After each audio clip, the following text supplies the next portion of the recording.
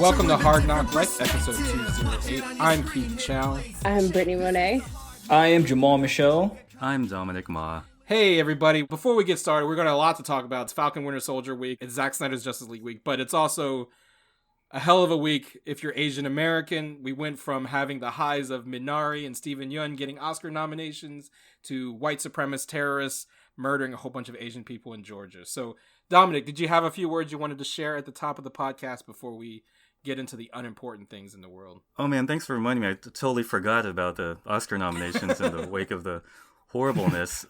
And by the way, they're not going to give it to two Korean things in a row, in 2 years in a row, ever. I don't think that's going to happen. Unless there is. Maybe it's a miracle. Anyway, that's neither here nor there. Like, before I speak on the sadness of it, can I just say, why does it seem like everything important / terrible happens in Georgia now? Just to everything from like the makeup of our government to gun violence to these of the freaking Marvel and DC movies are shot there, like our pop cultural entertainment. Like everything runs through Atlanta. Georgia is everything. Yeah. Like Atlanta is everything, and Atlanta is also a wonderful show.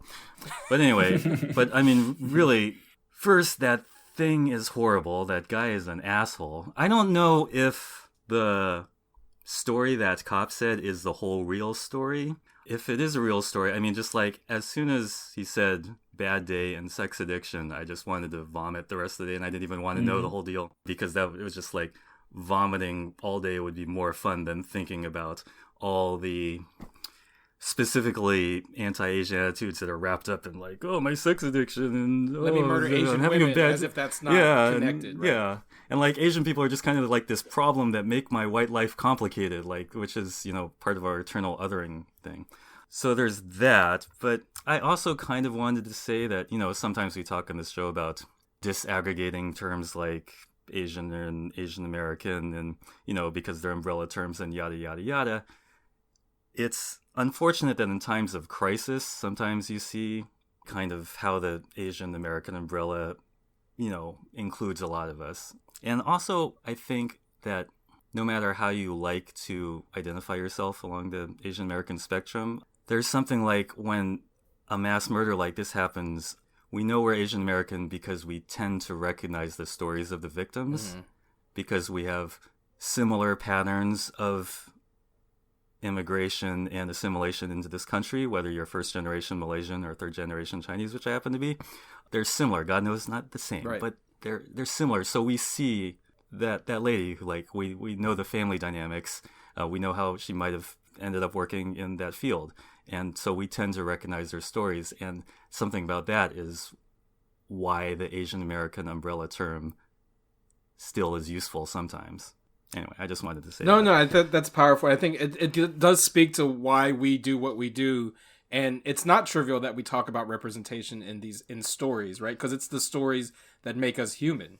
And it's the stories of the victims that we need to hear, and not the story of the fucking guy who shot up a bunch of massage parlors because he's got a sex addiction. We don't need to hear about his Michael Douglas falling down moment, right? We need to hear who these people are who are no longer with us, and that's the power of storytelling. And I appreciate all of the outpouring of support. I do have issues with the hashtag Stop Asian Hate. I appreciate that it's getting people aware of how hate crimes against Asian Americans has increased over the last years, but just the grammar of it throws me off because, you know, I Asian hate a lot of things. Yes, because we're nerds, we get to nitpick on languages there. Like, I don't like the term AAPI because it sounds like a programming term and not like a bunch of people. But again, that is just a language nitpick. So yeah, no, those are powerful words, and I think, you know, our hearts go out. We're going to put some links in the description of how you can help support the families in Georgia, and for lack of a better word, stop Asian hate. Although, again, I Asian hate a lot of things, and I don't want to stop Asian hating the things that I Asian hate. Yeah, I mean, I don't want to, like, because I'm not Asian, I don't want to, like, say anything that's not my place. But I saw a tweet that said that they were trying to come up with a hashtag that wasn't like Asian Lives Matter, trying to take away from Black Lives Matter. For sure. So I think it's like trying to find the right, which I get, like, you don't want a term that takes away from other communities, but also finding one that fits perfectly for you guys. And so, I mean, I hope you guys find one, but I donated to a GoFundMe for it. It wasn't much, but, you know, I obviously, like, this needs to stop. I live in Southern California, so there are lots of stuff that happens here too. Mm-hmm. Laura, who's a friend of, Nerds of Color, she actually does a lot of stuff. Like her friend's dad was attacked. Like it's an issue. I work with a couple of my fellow baristas are Asian, and one of them, a few months ago was yelled at by a man because she told him to put on, his mask. And so it is it's real, it's happening, and something does need to be done about it. Yeah, and I think, to Dominic's point about umbrella terms, I think there's one hashtag that encompasses all of the hashtags over the last several years, whether it's Black Lives Matter or Stop Asian Hate, and it's Stop White Terrorists, right? Like that's white terrorism is the that's problem. the thing. Yeah, that's the thing. And it's so heartbreaking that we all have to come up with hey, look, so this time we're getting killed. Do you mind if we use this information instead to like circulate? It's so heartbreaking. It's so tragic. Like Brittany pointed out, Keith and Dom, you two pointed out, the attention needs to be brought less on like stop attacking us and more, like you were saying, white perpetrators of violence and white terrorism and white systems that protect these kinds of villains, really. So condolences and thoughts and prayers for every victim. And again, that attention needs to be at the ones, perpetrating this violence. Hashtag end white supremacy. So on that light note, there we go. Yeah.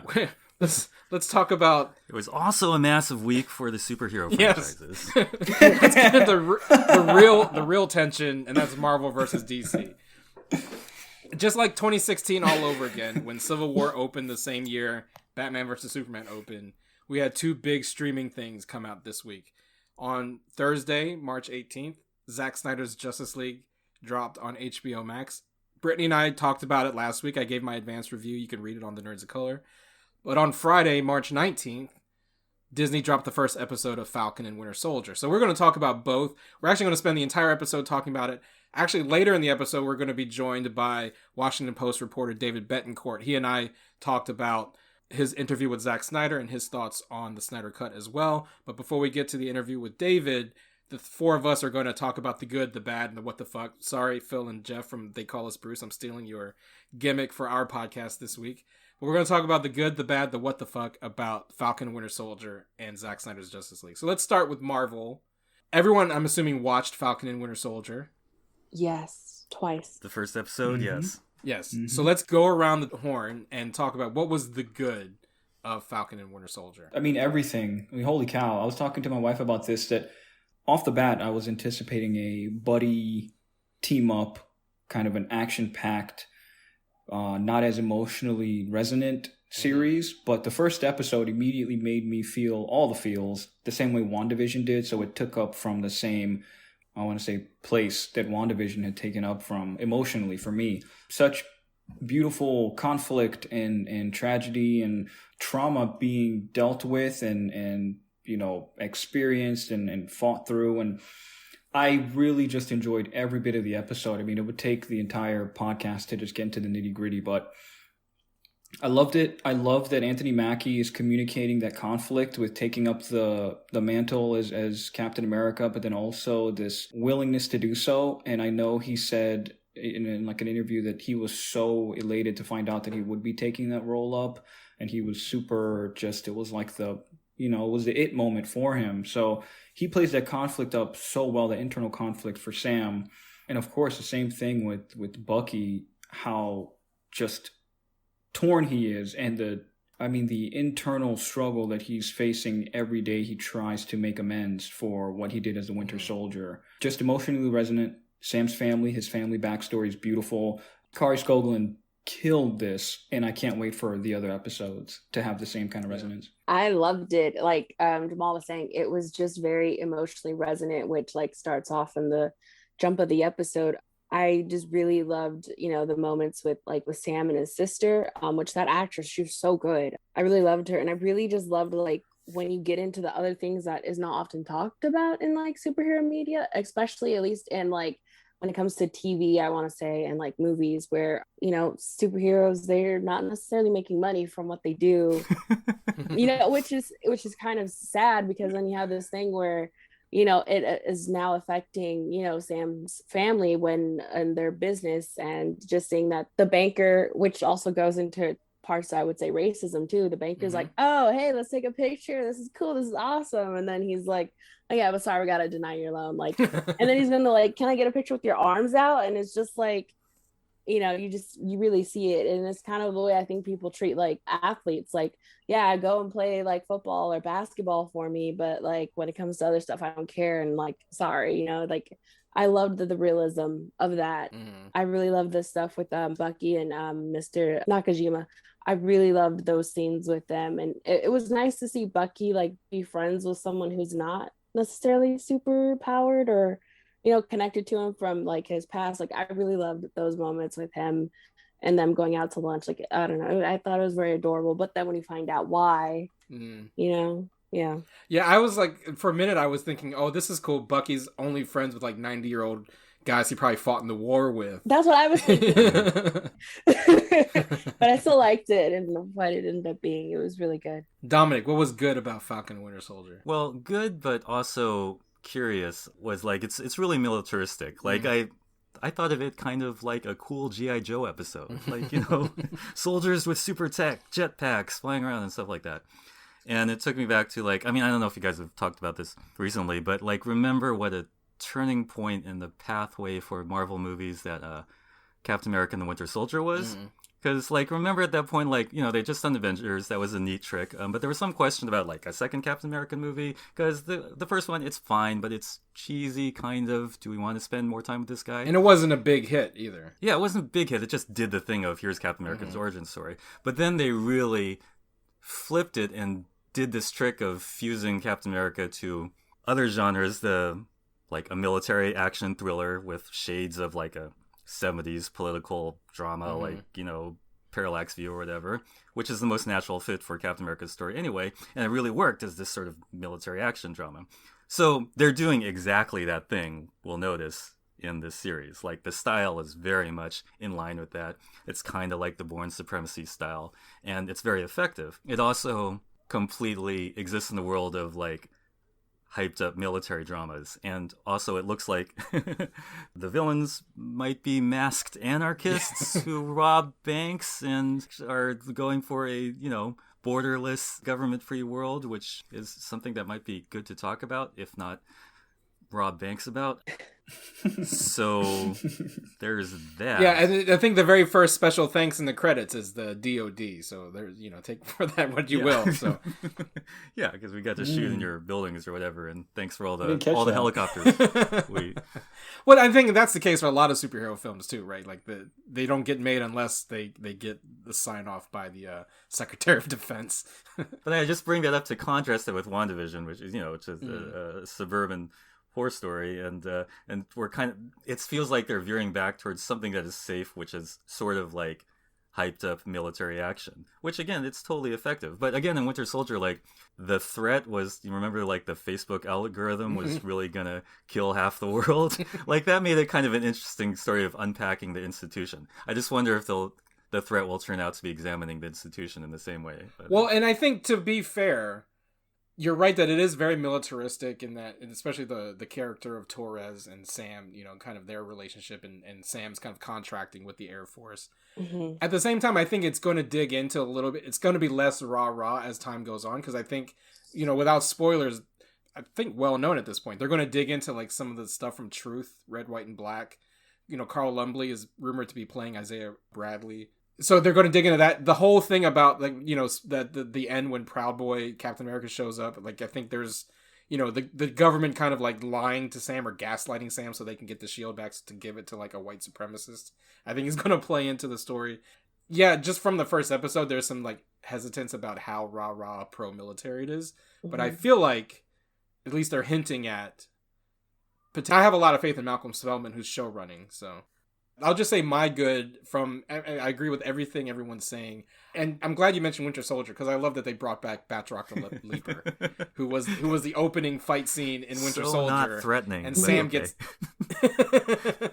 and Sam gets to go at Batroc. So, and I just like that they bring back villains like that. It makes it feel like a comic book where like that opening, cold open, fight is with a bad guy that's ultimately not connected to the rest of the story, and it just happens to always be Batroc the Leaper when it's a Captain America story.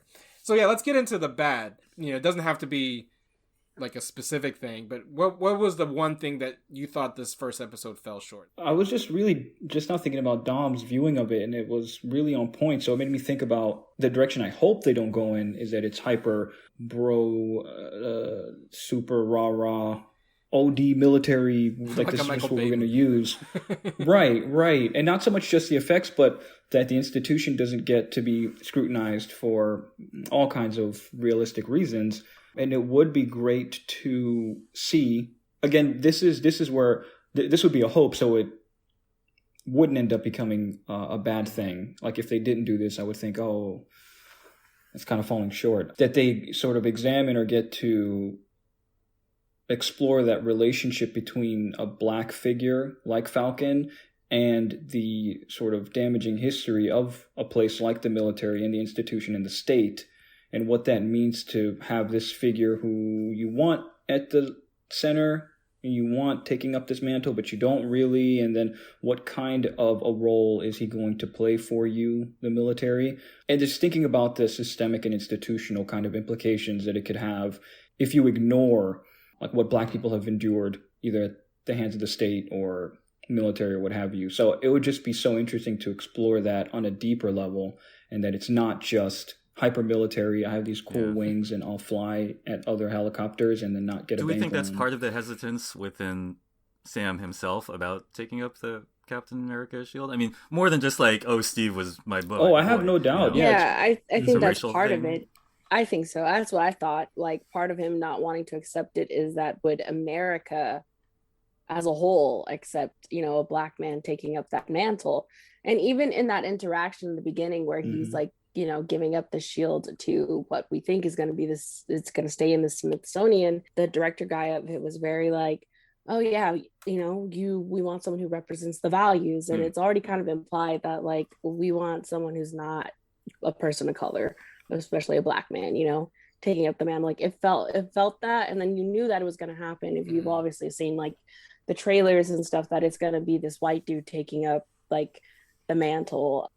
So yeah, I do hope that they don't shy away from that being part of it, because they already kind of set it up in the scene, like we said with the bank scene. Like it's set up that like this guy could have given him like a pass because, oh, he's Falcon and he saved everyone and helped bring back all these people. But no, it's just like, is it because of the new rules, or is it because of the new rules plus he's a black man, so you're going to be a lot more tougher on him, Like, are they going to go with that? I hope so, because I think the showrunner is a black man.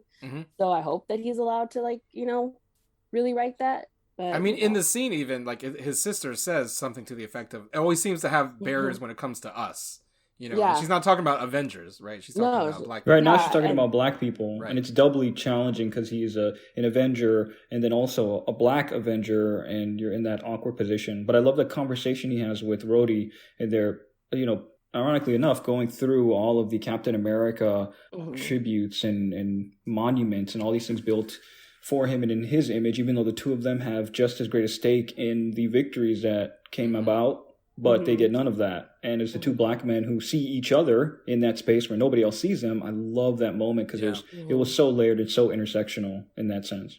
Yeah, I was surprised. I don't think I knew Don Cheadle was, if I did, I had forgotten that Don Cheadle was in it. Same. To see him, like you said, to have Falcon and War Machine, the two black sidekicks, basically, who are now like both of they're the sidekick, and the Iron Man and Captain America are ostensibly dead.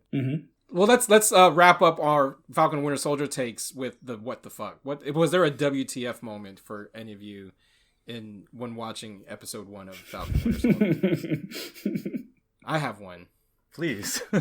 Yeah, please start I off. love that they cast Miki Ishikawa to play Bucky's romantic interest in the show.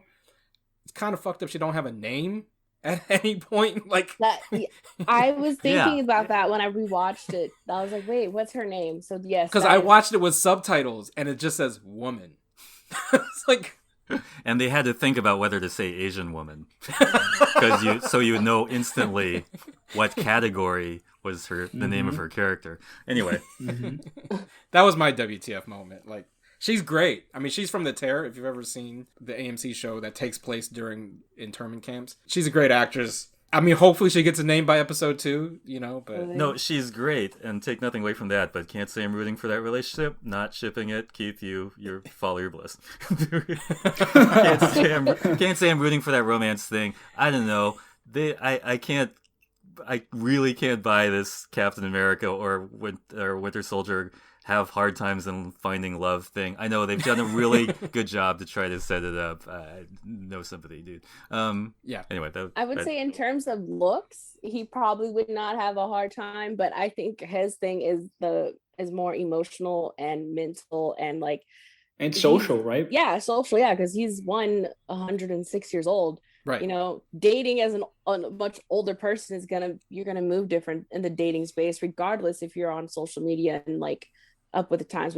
But he's someone who's been gone for so long that he did not, you know, grow old with technology. He didn't get to see it, you know, progress. He just was popped into it essentially. So I think, yeah, that's why I really loved that scene where he's talking about, I don't know what I'm looking at. And like, you know, I it's sad, but it's funny at the same time. But like, you know, I think that's where his issues are with dating versus, you know, like his looks. Because of course, looks wise, he's gonna have like an easy time dating. But with all the other stuff, no, he's not. Like, right. Once someone starts to talk to him about the ideas of like gender fluidity, he's going to be like, what? What the hell are you talking about? It's not necessarily him being like a bigot or anything. It's just like... Right. No, but it's just, what does that mean? Exactly. There's so many things that I think that just he is a man at a time. He doesn't know. Mm-hmm. My what the fuck moment was when they immediately jump back to him being the Winter Soldier. Mm-hmm. And I was just kind of like, I was caught off guard. I was like, whoa, what the hell is happening? Oh, yeah, me too. Wait, no, he's not bad. Yeah, that was a brief like, sort of like, wait, no, he's not bad right now. But then seeing him go up to that gentleman's son at the end, I'm like, no, he's just going to like threaten him or something. He's probably just, and he pulled up the gun. That for me was a serious WTF. I'm like, what? So... yeah, I know he's a Winter Soldier. He's been messing up everyone, but that still took me out. I was like, whoa, holy shit, he really did this. Yeah, I think my one moment, which is really small, is the scene where Sam is by himself in his family's boat. I thought that there was someone watching him the whole time, the way they shot it. And someone's going to like come in and talk to him, and that never happened. And I was like, what's the point of shooting the scene this way? That was like my main moment. It was so small, but I was still like, wait a minute, who's watching him? And no one was. You're disappointed. Yeah. I mean, for me, it was the Avenger can't get alone thing. But as you say, there's a racial dynamic there, which is important, like, to save the family vote. But he is an Avenger. Like, I thought what was going to happen was the guy would offer him a real shitty high-interest loan, because I think that's really what they do, you know? Like, if they think you have some clout, but they really want to, like, you know, take advantage of you, they'll give you some like big loan and you'll end up having to pay it back forever with your like famous Avenger resources. But anyway, neither of those things happen, and I guess okay, he can't get a loan to save the family vote. That's his struggle, you know, which is why like so many superheroes just fall on the easy, like, you know, just get a super rich guy to be a superhero, like Oliver Queen, Bruce Wayne, Tony Stark, and that kind of solves, even with like Peter Parker. That's one of the things I think is kind of like, I think rung false for Dominic in the MCU Spider-Man movies, is that he's got so access to like Stark tech so much that part of the appeal of Spider-Man is he's always struggling to like, you know, make ends meet. But like this Spider-Man can just call up Tony Stark and get like a brand new suit. Yeah, the Stark tech thing makes him too fancy. But they did do a really good job of shorthand introducing him in his basic situation. Like he lives with his aunt. Exactly. Right, in Civil War. Yeah. It was still busted. His costume was busted. Yeah, right. Yeah, so you were there and you knew that was his starting point, the busted point. And with Falcon, it's a little unclear because we haven't really seen his story before, except we know he's a career military guy. And, you know, they've got a boat. There's some history there. Okay. I'm sure we'll find out more. It also just is, you know, how we know that lots of people of color, especially Black people, would go off and fight wars and then come back here and be treated like crap. So I think that's just more of it. Like he not only was in the military, but he was part of the Avengers who helped save the world a couple of times. And yet when he's still basically having to deal with, you know, systematic racism. You know, I think it's just an amplification of that. Like he really is just going to deal with it regardless. And then it goes back to like Tony Stark really didn't set them up with any like type of pensions Right, or right. like You money, read my and, like, mind, Brittany. You That read is my so mind. I'm like, like, how do you He not didn't have a give them fund to help benefits your or people? anything. like how? Or Pepper. I mean, Pepper is still around. Like you just Yeah, she's still running Exactly. No, Stark they're just like, Industries. you guys were just He's making gigging. You were not candles. employees, you were just gigs. right, exactly. Because you get to make your own hours. So we don't Holy value as crap. Avenger employees. They're Ubermenches. Oh my god. They're union. Like literally agents. Ubermenches. They just do you get an app and you need some superheroing done. You go to Ubermensch and then you can get a superhero. Anyway, that was a corny joke. My bad. So that's Falcon Winter Soldier. Speaking of Ubermenches, the other big superhero blockbuster that debuted on streaming this week was from the Distinguished Competition. Finally, after 3.5 years of clamoring, I did the advanced review, but we get to talk about it as a crew on Hard Knock Life this week. Zack Snyder's Justice League, all 4 hours of it dropped on HBO Max. What was the good, the bad, and the what the fuck about the Snyder cut? Listen, y'all, I'm a believer. It's so crazy. It is so strange. I could not. I mean, good lord, all of the stuff before it, all the DC stuff before it, just no, you couldn't sell me on any of it. And you're a Marvel fanboy. Like, yeah, normally, right? and that's why too. I was like, yeah, I don't like it because I like Marvel movies. So I was just being a fucking nerd about it. But holy cow, wow! I mean, it's funny. I know Zack Snyder gets a lot of shit for his movies, just constantly. But I told my wife, I was like, if I were a filmmaker, I'd end up being Zack Snyder, not by choice. I'm like, that would be my wheelhouse. There's an accessibility there that makes it easy for, I don't want to say for like laymen, like it's simple or simplified, but it just seems like a way of filmmaking that I myself am just like, oh shit, that's going to be me in a sort of bad way, but a sort of like, okay, I don't feel too bad about it. But the movie overall, holy cow. I mean, Joss Whedon, you really, insert the Godfather sort of meme here. Look what he did to his boy, like shit. Yeah. It was incredible. I had a hard time getting used to the 4:3 or whatever. What was the ratio? The aspect ratio, yeah. It took me a while, but it's 4 hours, so that went really quick.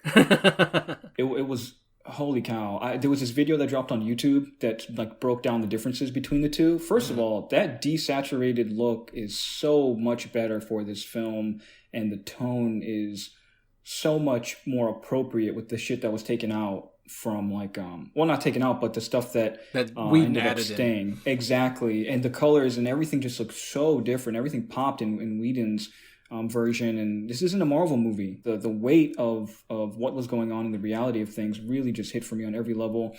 And I love that it was a cyborg. This was a cyborg movie. If we were thinking about like every character in their films, I would say this is like the equivalent of Civil War as Captain America's movie, but this would be like cyborgs in his series, right? But I loved it, top down. So the good for me was everything. Cool. Basically. Brittany, my fellow DC Classics co-host, what's your take? I really like that it felt like one movie, first of all, because like my original view of Joss Whedon's Justice League was that it really felt like two different movies, because you would have scenes that like were very much obviously Zack Snyder, and then you'd have scenes that were very much Joss Whedon, and it just did not go well together. I would have preferred Josh to just have redone the whole entire movie instead of like keeping in moments that were obviously Zack, because it throws it off, and it felt like two movies watching, even though they're telling the same story, and this is essentially the same story, like Keith, you have said, it did feel like, two different movies. With this one, it felt like one movie.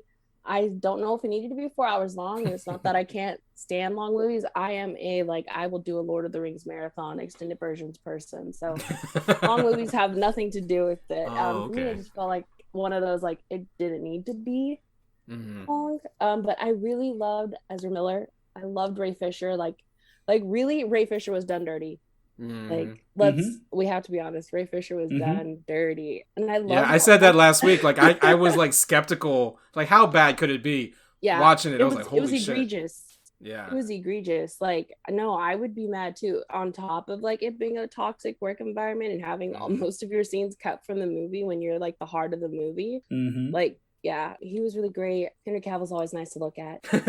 Even though I still have issues with the way his Superman is written, I still think that he's still fun to watch on camera. And I love that they kept in the moment when he's brought back and then he's fighting everyone. Flash is running really fast, and then Superman does the head turn. Like, that's still like my favorite. That's the best part in either version. Yes, yes. I'm glad they cut out that really terrible, like, Shakespearean monologue, whatever the hell Superman does when he sees Batman, and he grabs him by the neck and he's you like, won't let me live. Right. You won't let me die. And I'm like, what? Oh my! And then with the dodgy lip too, right? Yeah. So I'm so glad they got rid of all that crap. Yeah. Jeez, that part was better. The one thing I did appreciate about Joss Whedon, as much as I dislike him as a person and that version of the movie, is that I did feel like he at least gave Superman like lines, and then like Zack Snyder prefers the monosyllabic Superman where he doesn't say anything. Very caveman. And that's just kind of like, you know, I kind of like, you know, Superman that speaks. To be fair, speaking less plays to the strengths of the Snyderverse, okay? Like, the talking is where we get into problems, I think. The images are very compelling.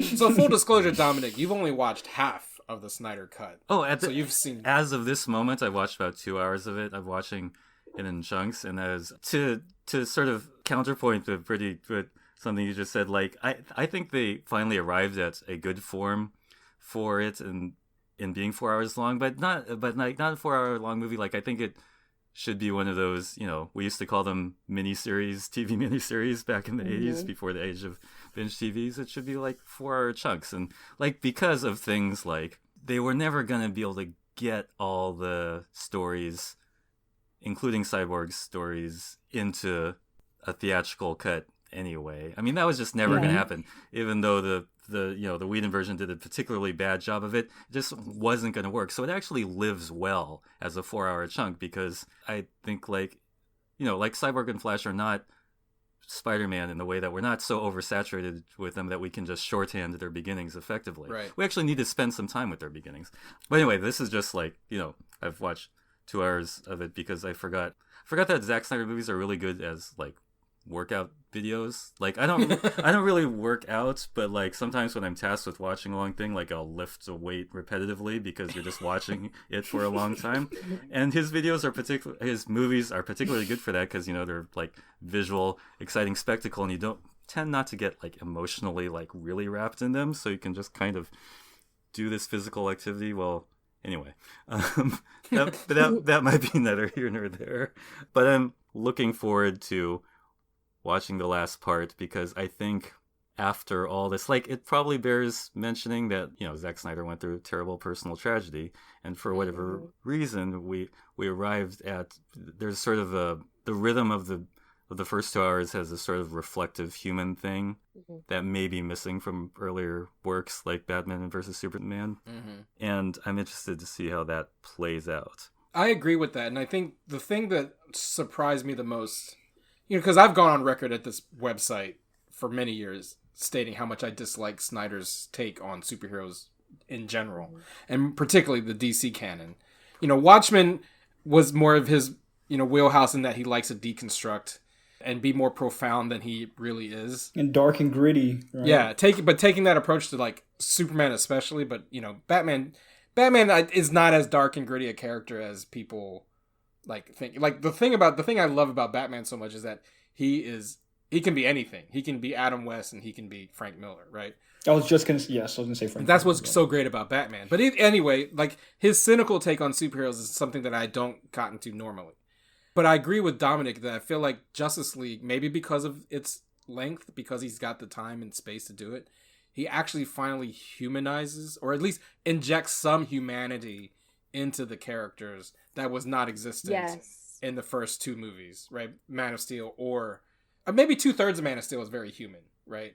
But it doesn't exist whatsoever in Batman versus Superman. And again, sometimes he does it with a useful trick, like playing melodramatic music, like that Song to the Siren bit while, you know, Flash is rescuing Iris, you know, which is sort of cheap but also really effective. That's what movies do. I just wanted to add or that. It could be on the nose when he's playing Nick Cave when Aquaman is about to dive into the water. It's a little he loves his hipster music playlist, like Leonard Cohen and all of it. I remember, Keith, you were talking, I'm sorry, about the singing scene that you said was unnecessary. When Blonde Bjork shows up and sniffs and I remember you talking about it when it was just us, and I was like, oh, okay. And then when the actual scene happened, I was like, this is horrible. That See, now that he could have cut that. Like that was unneeded. Like it was just, it went on too long, and I was like, no. That's one of the things that I think he didn't need in the runtime. Yeah. No, I mean, I think there was definitely, like I said this in my review, there is a really excellent 2.5 to 3 hour movie in there, right? I feel like all of the Dark Side Desaad Steppenwolf conversations, like, we don't need 5 of them. And I know that, like, fanboys are, oh my god, it's Desaad, or Dark, oh my god, it's Darkseid. Like, to me, it's Steppenwolf talking to, like, a slab and giving us exposition we don't really need.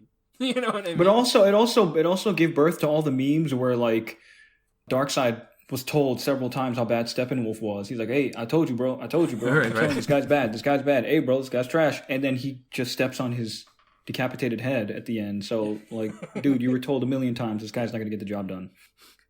That also reveals one of the... We're not at the WTF part just yet, but, like, one of the plot points is that Darkseid came to Earth thousands of years ago, was defeated, and somehow forgot he came to Earth and left the mother boxes here, because when Steppenwolf says, the anti-leaf equation is here on Earth, and Darkseid's like, really? It's like, bro, Wait, you were here. Didn't he reveal the equation himself? Because he does the same thing. Yeah, like, he does the thing with the axe, and doesn't it? Yeah, right, all the lava it. shoots up, and, like, he knew the anti-leaf equation was on Earth. He probably forgot the equation. After thousands of years. Just like any math problem. If you don't do it every day, you don't practice it, you're going to lose it. So my good is similar, and I love the music. I think Junkie XL's score is mostly great. And one of the things I hated about the Whedon version was that they abandoned all the music cues that Hans Zimmer and Junkie XL wrote for the first 2 movies. As much as I dislike the Snyder films, I love Hans Zimmer's Man of Steel score. That's my man. Hans Zimmer, all of his shit hits so hard. Yeah, the Man of Steel score is still one of my favorite superhero scores of all time. It rivals the Williams theme to me. And I love that they bring in a triumphant version of the Man of Steel score for the first time. I've actually listened to it on repeat for the last 4 days, and that's my favorite part of the film. I will say that, like, to Dominic's part, some of the needle drops are a little, like, on the nose, and you could probably do in 30 seconds what you take 4 minutes to do. And I'm not sure I love the Amazonian one-woman whale that is used as Diana and the Amazons' recurring leitmotif, because she's got such a cool theme that I don't need, like, a Wilhelm scream every time she shows up to be her cue. When you have the electric cello. But other than that, I love the Junkie XL score. I've been listening to it for the last several days. So that's my good. Real quick, what's the bad? And some people may have more than one. But if you had to point out one bad thing about Justice League, beyond the time, we know it's really long. What's the one bad you would have taken out of the film? I keep it, this is my very specific, so I'm not even going to talk the whole film or anything. But the scene where Flash saves his future lover... Okay, I wish they got rid of the hot dogs. It was such a cute and really charming. I loved how sweet. It made me feel emotional. I'm like, man, this is so just... I loved how sweet it was and how slow down everything was, like literally. But get the hot dogs out of the way. I mean, there's a hot dog floating right next to her, and I understand that he needs to have it as, you know, reason for being in the dog pen or whatever. But they could have just had him pick some shit up on the way in. You know, he's that fast. I just thought the hot dogs killed that scene. But everything else about that scene was awesome. I'm sorry, can I ask, are you talking specifically about the one seed slowing down to flash time? There's a sesame seed. Or the whole hot dog mini arc? I mean, that one shot of the seed slowing down, like, really was too much for me. But. The seed, yeah, that was, well, no, not... Some parts of it they could have got rid of, like we were saying. You can streamline that, like what you're trying to say, like how slow things got. I just mean the hot dog itself, or the hot dogs, because there were several. It just seemed this is seemed a real so conversation goofy. We're having. I'm just making sure, like, okay, cool. I just thought it was goofy as hell. Yeah. No, you know what I'm saying? For a scene that was supposed to be like very sweet and holy shit, he saved her. Look how awesome it was, but they're hot dogs. Wait, I haven't read a lot of Flash comics. This is just an informational question. Was Iris West always the black person, or was no? From the CW show. CW started that. That was the first time she was a black person. Okay. Yes. Yeah. She's always been a white redhead. That's going to be like no for every character. That was probably first created for them, Black Panther. And occasionally they did a race bend starting in the comics. I don't know. That was all I was asking. I didn't think originally, but anyway. Just an informational question. Brittany, what's your bad? That whole entire stupid end part with Joker talking.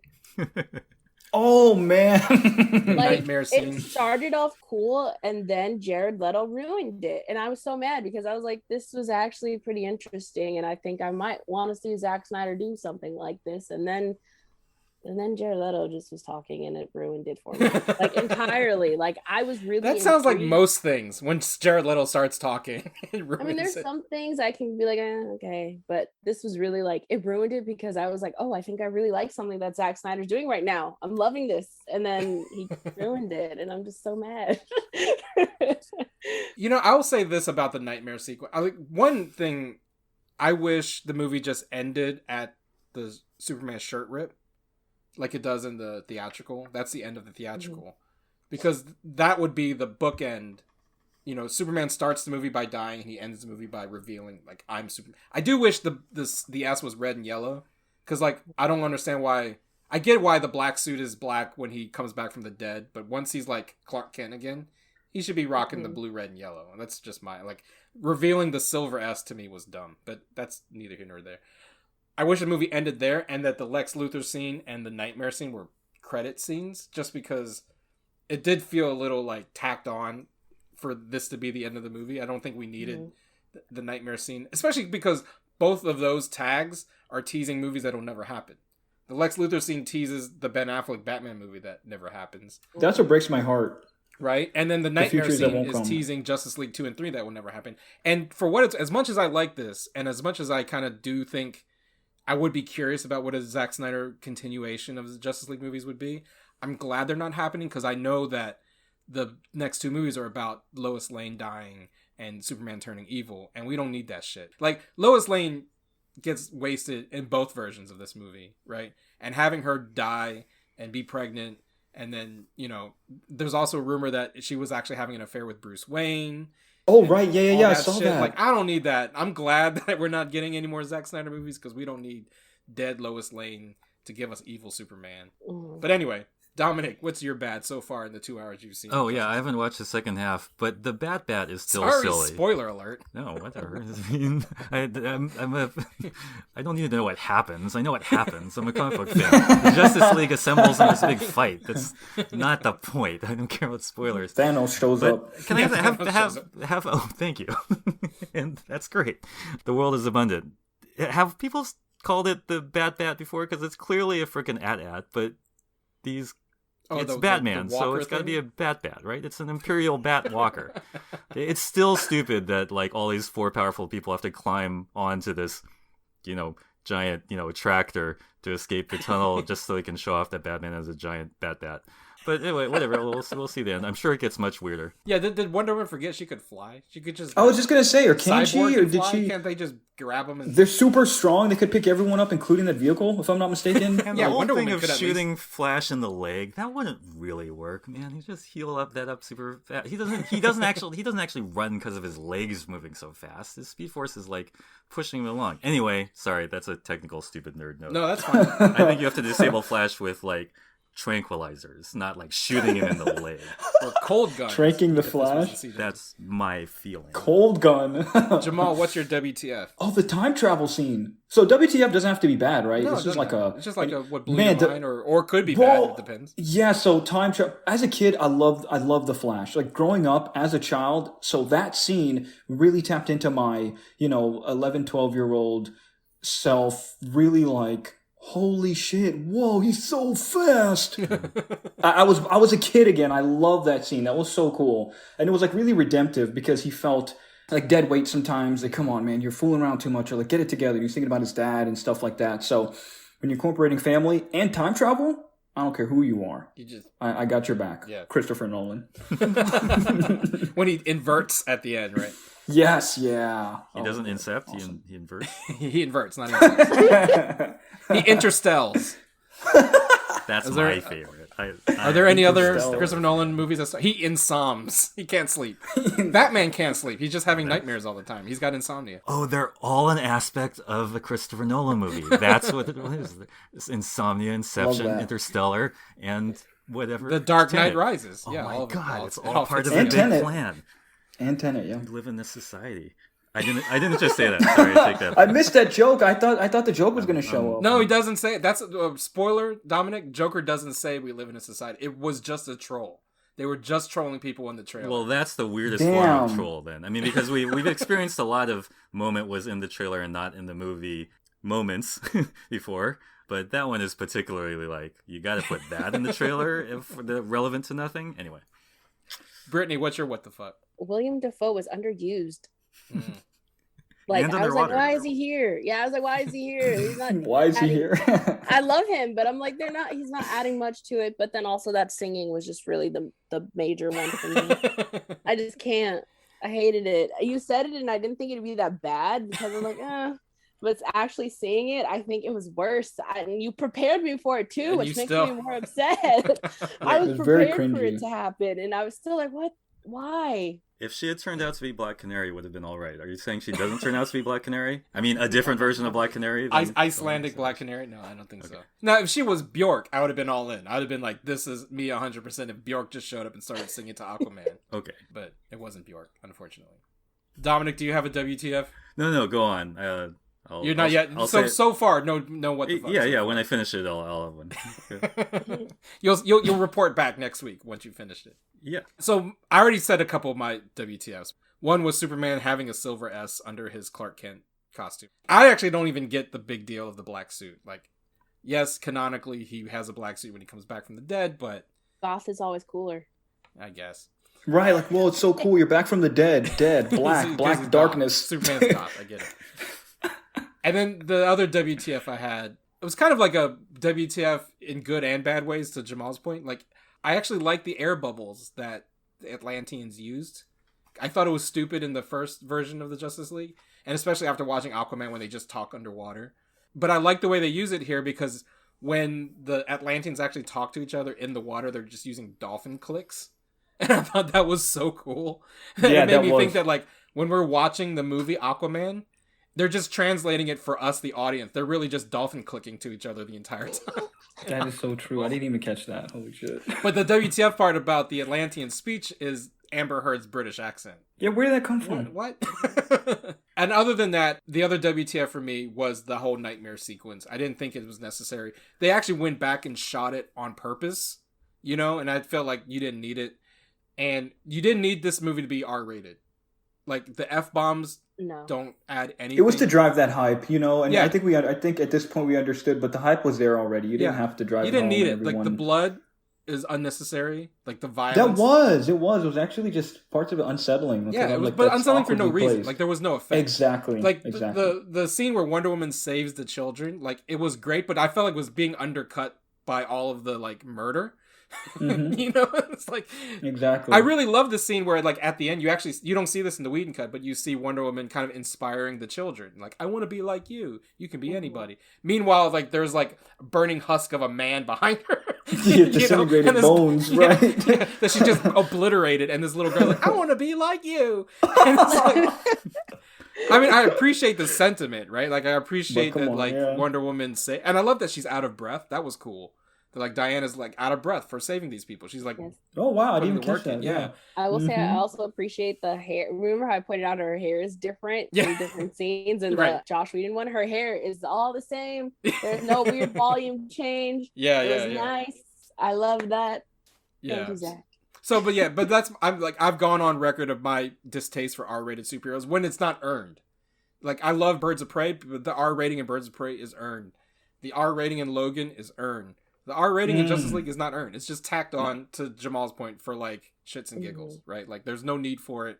If you took out all the hyper violence, all he does is add CGI blood anyway. It's not like it was anything that was necessary. And the only F-bomb that works is when Cyborg says "fuck the world."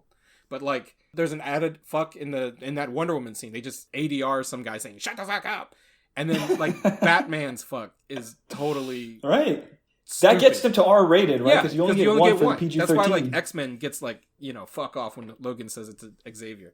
But, like, your second and third ones is automatic R. And then Batman's fuck just sounds like a 13-year-old thinking, yes. Oh my God. I'm gonna fucking kill you. Like, come on, Batman. What is this, Call of Duty, bro? Yeah, it's like, what are you? Am I online right now? An internet troll? So, That's my WTF. The R rating is unnecessary. You could have made this PG-13, taken out all the extra blood, because all you're impressing is like those 15-year-old idiots anyway, right? Like the edgelords. Edgelords. No one else cares except me. I care because I'm complaining.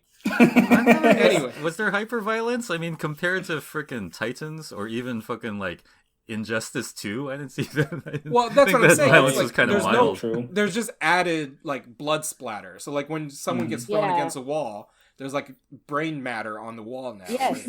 It doesn't have to be.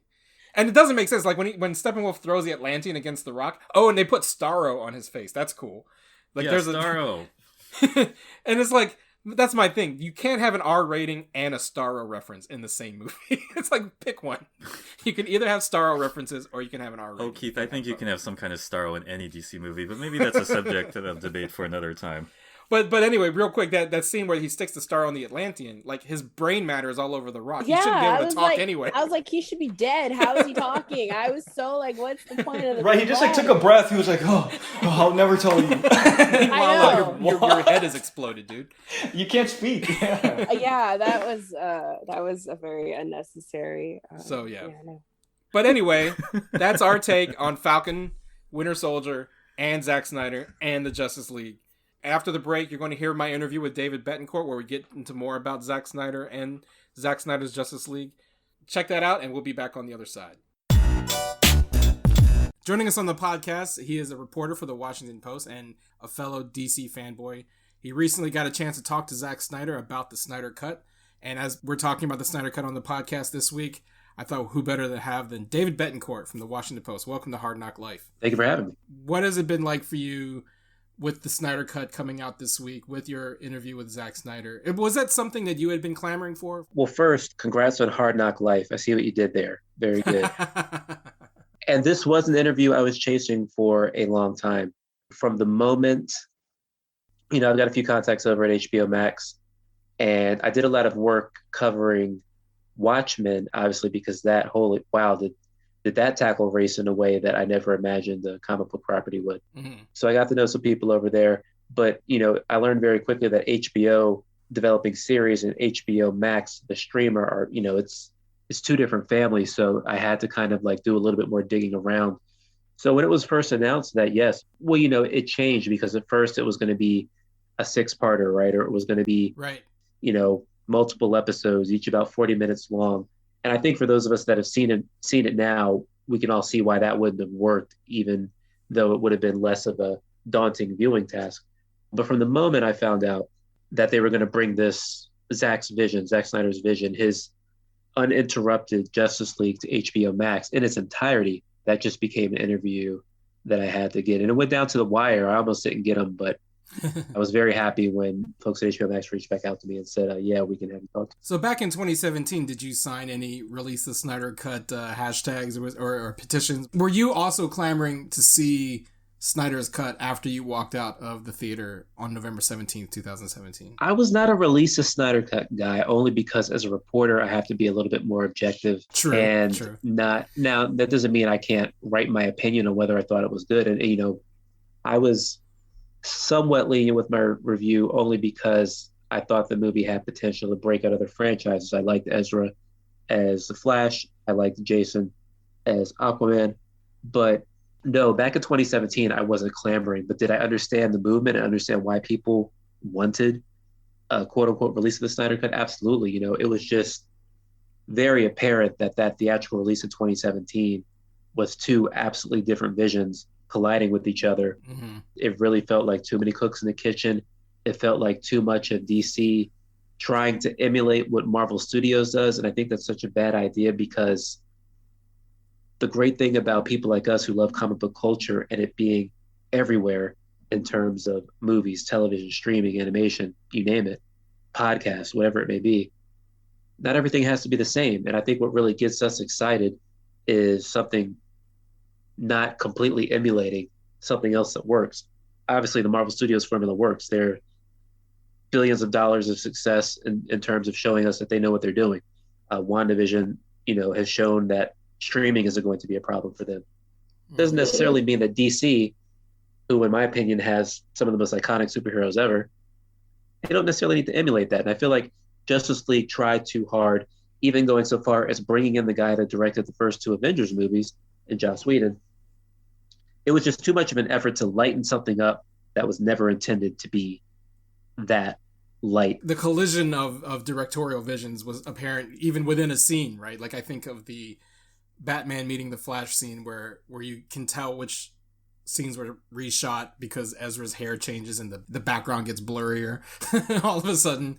And so you're right, it was definitely a misstep on the studio's part, which they've been able to correct in the sense that bringing Zack back to release his actual intended vision. One of the aspects of the release of Snyder Cut movement over the last several years too is it's been synonymous, rightly or wrongly, with the idea of toxic fandom. And I think there's an element of any fandom, whether it's the release of Snyder Cut or anything. Like there's toxic Marvel fans, there's definitely toxic Star Wars fans. Did you, one, get a chance to talk to Zack about that at all? And two, what is your thoughts on how the release of Snyder Cut fans are kind of lumped in with the idea of like the toxic Snyder fans? Was that something that you ever covered or thought about in the last several years? We didn't, one thing about when you get these interviews, you've got, if you're lucky, about 15 minutes with the subject because they've booked so many at the same time. Even though we are the Washington Post, really probably Vanity Fair, New York Times, maybe they're getting into 20, 30 minutes. But you have a select amount of time. So I did speak about the fandom with Deborah Snyder, Zack's wife, in the story I wrote. But we kind of touched on how the positive side of the fandom moved them in terms of their support for mental health organizations, their support for suicide prevention organizations. Yeah. They were very moved that the fandom tried, that a section of the fandom tried to connect their movement to something positive in terms of support for those organizations. Now, having said that, is there a precedent for this? No, this has never happened before. And do we want to get into the habit of, every time someone screams about something on the internet, is it going to happen? That's, you're going down a dangerous Pandora's box. Yeah. But I think there was enough positivity in, and you made a good point. Every fandom has their toxic corners. Star Wars, even Marvel, as positive as their whole movement has been. Right. So I think it's really important to, you have to give attention to those sections when they're being a little too negative and too dark and it's starting to affect people in the wrong way. But honestly, this is just, yes, it has a lot to do with the fandom, but it was also a perfect storm. Warner Media wants HBO Max to be the next big streamer. And they've got this great platform now taking advantage of the fact that the pandemic has prevented theaters from being fully open to full occupancy. So now you've got the whole Warner Brothers slate appearing on HBO. Pretty soon we're going to be able to watch Mortal Kombat on HBO Max. Pretty soon we're going to be able to watch Dune and Suicide Squad, James Gunn version. But that's not going to last forever. Eventually all this stuff is going to get back to the theaters once we're in a post-pandemic vaccinated world. So HBO Max really needed some meat to really kind of put it in the heavyweights. Disney Plus has all this new Star Wars content coming up and great new Marvel shows. Netflix is going to have Mark Millar's great library of creator-owned superhero comics that they can lead on. So this really gave HBO Max, at least for the time being, at least until the other big movies start popping up, gave them a chance to be in the conversation of relevant superhero streamers. Because let's face it, they're not there yet in terms of subscribers with Netflix and Disney Plus. But having Snyder Cut debut on there is at least a start to striving to be that next great streamer. It is very unprecedented to have, the director's cuts aren't unprecedented, but like to your point, having it kind of propel by the fandom, but also kind of the perfect storm of the studio needing content for its streamer. It was like, this isn't something that's going to happen. I know that there is this like worry that the slippery slope that studio is kind of acquiescing to fans, but we won't get into that right now because we're talking about the Snyder Cut. But before I let you go, David, what was the good, the bad, and the, I don't know, about your viewing of the Snyder Cut? Oh, wow. It was such a... The thing that amazed me about the Snyder Cut is we knew how it was going to begin and end. I mean, let's face it, a lot of the 2017 theatrical release was based off of Zack's initial vision. Yes, they went to light it up. Yes, they tried to throw in the comedy. But the bones were there. But the plot wasn't going to surprise us. But I was really surprised with just how different it felt. and how much better it was when characters like Ray Fisher's Cyborg and Ezra Miller's Flash, and even Aquaman to a certain degree, were given much more substance and depth to their storylines. I thought that it definitely felt like a Zack Snyder experience, going back to 300 and Watchmen, Man of Steel, and BVS. Justice League didn't feel like the complete Zack Snyder experience, and I think that was the beginning of the cries of the fandom. But I was really impressed with the fact that I didn't want to take a break. I ended up having to watch it in spurts. I am a parent, and it's really hard for me to have 4 uninterrupted hours in prime viewing hours.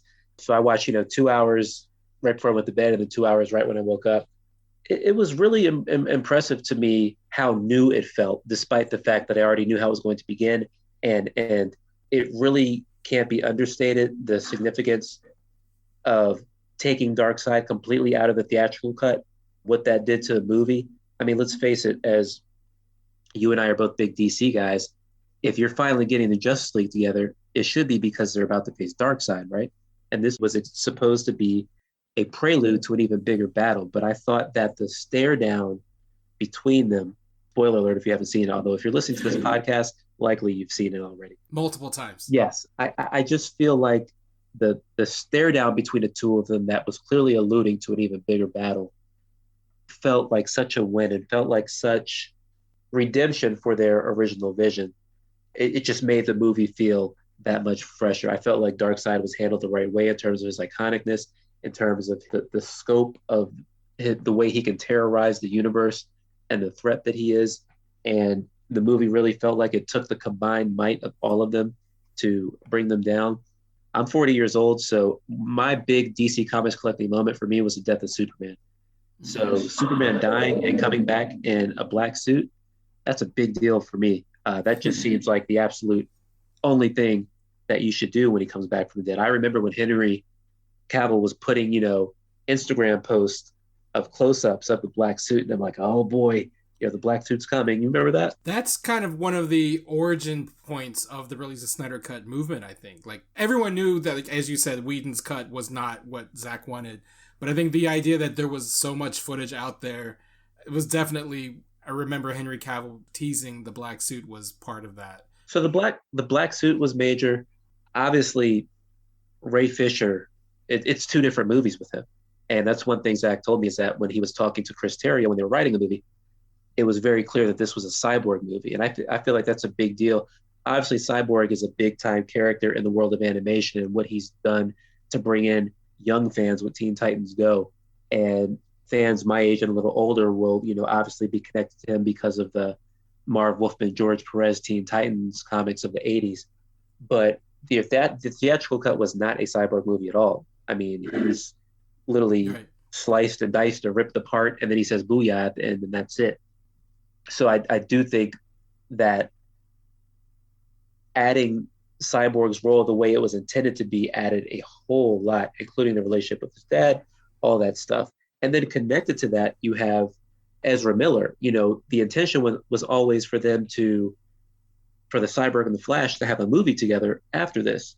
And you could see them kind of building up towards that with how much they work together in this movie. So I mean, they even nod to that in Crisis on Infinite Earths when Ezra meets Grant Gustin. And he says, Victor, so like, yeah, it's a shame that the studio and Fisher have their falling out, because after this cut, more apparent than ever, Ray Fisher deserves a Cyborg franchise. The big standout moments to me were Ray's added everything and the impact he has on the story and the depth he's allowed to be given in terms of, being upset about the relationship with his father, but then losing him, being sad for both of his parents.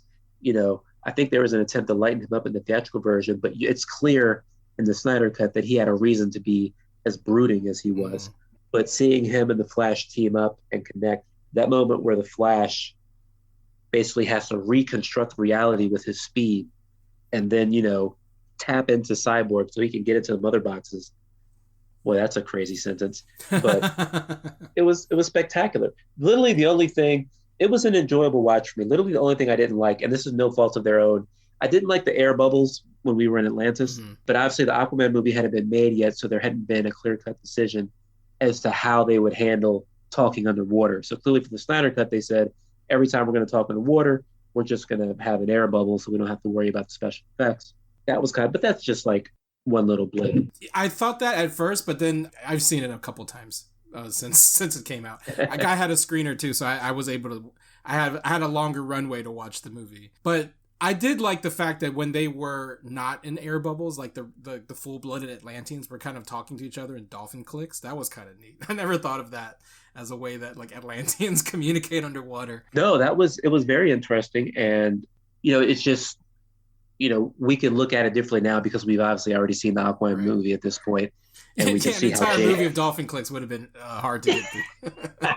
Hey, maybe some people, maybe there's a section of the Snyder Plan that's into that. So is that the only bad? The air bubbles? Any other bad? And is there a WTF moment for you in the Snyder Cut? No, it was overall pretty satisfying for me. Actually, I really liked the original Steppenwolf. I thought that his look, being more alien and less humanoid, and the razor armor, all that really clicked for me, and he definitely looked like somebody from Apocalypse. Yeah, my only contribution would be I wish the proper ending would have been after the final shirt rip, and then we would have gotten like the Lex scene and the Nightmare scene as end credits. And I felt like the Lex scene and the Nightmare scene would have been better as like post-credit scenes, but that's a minor nitpick too. I mean, and you could stop the movie at the and I didn't love the Nightmare scene, to be completely honest, either. But other than that, I'm as surprised as anyone that I liked the Snyder Cut, because I wasn't a huge fan of the previous two. I liked Man of Steel enough. I always tell people I like 2/3 of Man of Steel, and 1/3 of it I absolutely don't like. And then BVS was tough for me, but Justice League Snyder Cut, I'm a full-on convert now, and I appreciate David, you joining the podcast to help us understand Snyder's motivations for making it and your opinions on the film. Before I let you go, how can people find you on the internet? I am on Twitter. ADC Fanboy is my name on Twitter. And you can also Google me, Washington Post, David Bettencourt. You can go to my author page and all my articles will show up there. Anyone who listens to Hard Knock Life, you will love David's stuff because it's all about comics and superhero movies and all of the stuff that we talk about here on this podcast and at this website. Thank you so much, David, for joining us. It's been a pleasure. Hey, thank you for having me. Take care. That's this week of Hard Knock Life. I want to thank everyone for being a part of it. Let's go around the horn so people can find you on the internet. Jamal. I'm on Twitter at XPROSPERE. I'll make up a new or better name, something. Dominic. I'm at Doma, DOMMAH. Brittany. At Hi Britney Monet, HIBRITNEYMONAE. And then you can also follow my other podcast, Black Lightning Podcast, at BL_podcast. You can find me on Twitter at @TheRealChow, _real_chow, and follow the Nerds of Color at the Nerds of Color. Go to Hard Knock Media to find this and all of the podcasts of the Hard Knock Network. Subscribe to us on Apple Podcasts, Google Play Music, Spotify, Stitcher. Definitely go to youtube.com/Nerds of Color and hit that subscribe button so you can check out Jamal's videos and Patrick's videos and Laura's videos. And also give us a rating and review, leave comments, email us thenerdsofcolor@gmail.com, and support us at GoFundMe and on Patreon and at TeePublic. Until next time, everybody, stay safe. Pop culture with a different perspective. Watch it on your screen, hit play, so check this. This is the Hard Knock Life, but not the chicken kind, more like the people.